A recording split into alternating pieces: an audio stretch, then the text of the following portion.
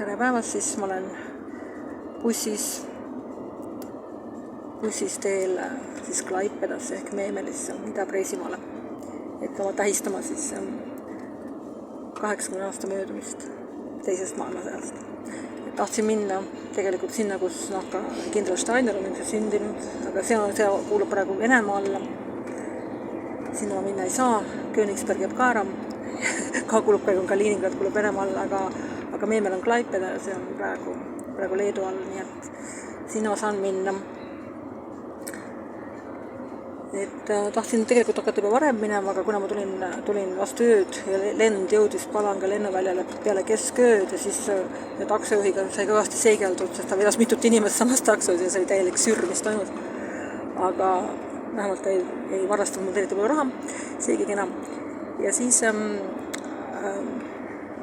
olin 2 ööd Palangas, või mere ääres ilus, aga kuidagi tundub, et 90% rahvast on kuidagi masendunud või kuidagi selline. Ei ole väga selline inspireeriv koht, aga loodus on ilus, et seal ilusad pargid ja meri ja selline on ilus. Nüüd ma siis lähengi Klaipedasse, ma loodan, peaks iga hetk sinna jõudma, see on suhteliselt väike, 20 minuti pärast peaks olema kohal.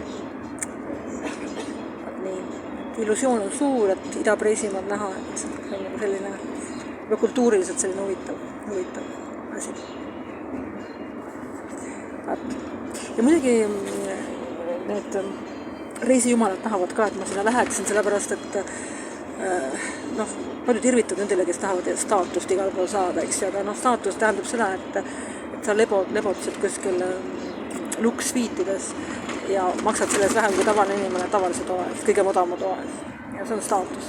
Ja mul ühe läpil natuke on staatus, mul on ikka VIP-staatus isegi, mis tähendas seda, et ma sain praegu hotelli vanaaegsesse Ida-Preisi majja, luks-sviidi ja odavama raha eest, kui kõige odavama ühese toa.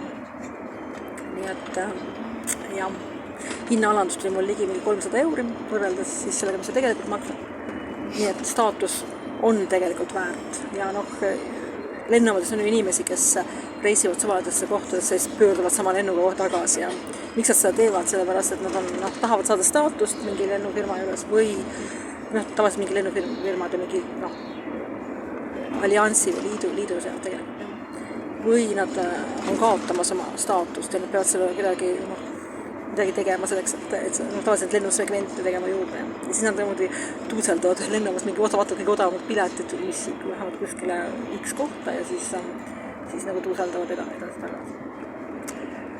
Ja mul on staatus ainult ühel hotelli äpil, nii et ma sealt sain sellise huvitava pakkumise. Nii et 2 ööd ma olen luksuses Klaipedas.